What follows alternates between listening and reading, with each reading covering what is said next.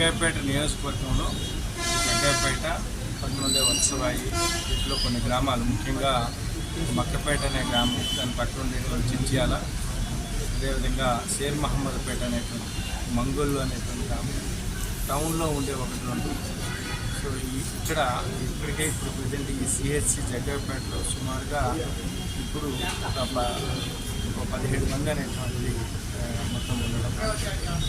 So దీంట్లో అయితే ఇంతవరకు ఏం కూడా డెత్ అనేటువంటి పరిస్థితి రాలేదు, కానీ సో 1-2 రోజులు అనేది వాళ్ళకి ఈ డయేరియా అండ్ వామిటింగ్ అనేటువంటి రావడం, దగ్గరలో వాళ్ళు ట్రీట్మెంట్ చేసుకోవడం, అది కంట్రోల్ కానప్పుడు వెంటనే ఇక్కడ సిహెచ్సికి మనకి కన్వే చేస్తున్నాం. సో అది మాకు ఇంటరాక్షన్లో తెలియదు.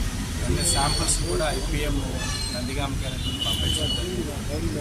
సో ఎందుకంటే ఇక్కడ ఇది వైరల్ గ్యాస్ట్రోఎంటరైటిసా లేకపోతే ఇది బ్యాక్టీరియా అని చెప్పేసి అని వెంటనే అది తెలియాల్సినటువంటి అవసరం ఉంది. స్టూల్ శాంపుల్ కూడా తీసుకున్నారు.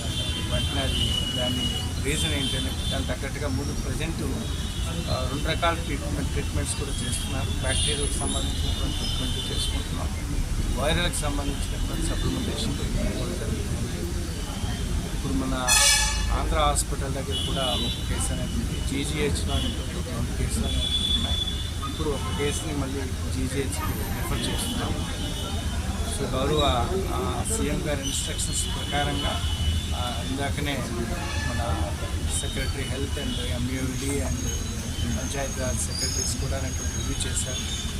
సో ఇక్కడ ఉండేటువంటి రీజన్స్ ఏమిటి, వాటర్ ప్రాబ్లం అయితే వాటర్కి తగ్గట్టుగా ఏం చేయగలము, ఒకవేళ ఫుడ్ కంటామినేషన్ అనేటువంటి దాన్ని ఏ విధంగా కంట్రోల్ చేయాలనే దానిపైన సో ప్రివెంటివ్ మెజర్స్ ఇప్పుడు ఇమీడియట్గా మేము ఇక్కడ చేయాల్సింది ఏంటంటే ఆ పర్టికులర్ గ్రామాల్లో వాటర్కి సంబంధించినంతవరకు వెంటనే మొత్తం అంతా అవగాహన క్రియేట్ చేసి ఓన్లీ హాట్ వేడి చేసుకున్నాక కాచి చల్లార్చిన నీరు మాత్రమే అనేటువంటి అదే చెప్తాం.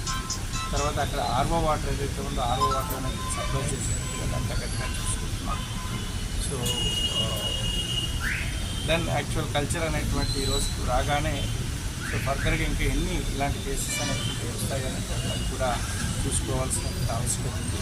సో వెంటనే ఇటు MUD department, Panchayati Raj department and health department, తర్వాత ఇక్కడ మా రెవెన్యూ డిపార్ట్మెంట్ అందరం కలిసి సో ఇక్కడ ఎటువంటి ఒక్క డెత్ కూడా అనేటువంటి జరగకుండా చూసుకోవాల్సినట్టుగా దాని తగ్గట్టుగా మేము వర్క్ చేస్తున్నాం. So superintendent of this hospital team ఎంతో వర్క్ చేస్తున్నారు. డిఎంహెచ్ఓ కూడా అనేటువంటి దాని తగ్గట్టుగా ఇవ్వాల్సినటువంటి సపోర్ట్ అనేటువంటి ఇస్తూ ఉన్నారు. దాన్ని గౌరవ ఎమ్మెల్యే గారు శ్రీరామ్ పాసయ్య గారు రావడం, దగ్గరుండి అనేటువంటి మనతో చేసుకోవడం చాలా ఆనందదాయకం. సో ఎటువంటి ప్రాబ్లం లేకుండా ఎటువంటి ఏ ఒక్క కేసు కూడా అనేటువంటిది అది కోమార్పిడి కానీ 70-80 అని చెప్పేసి ఆ విధంగా ఏమాత్రం డెత్ అనేటువంటి జరగకుండా అన్ని జాగ్రత్తలు తీసుకుంటాం. ఆల్ ప్రివెంటివ్ మెజర్స్ కూడా అనేటువంటి స్టార్ట్ చేస్తాం. ఇంకా ఈ 3-4 గ్రామాలు కాకుండా ఇతర గ్రామాల్లో కూడా ఉండొచ్చు. యాక్షన్ ప్లాన్ అనేటువంటి తీసుకుంటాం.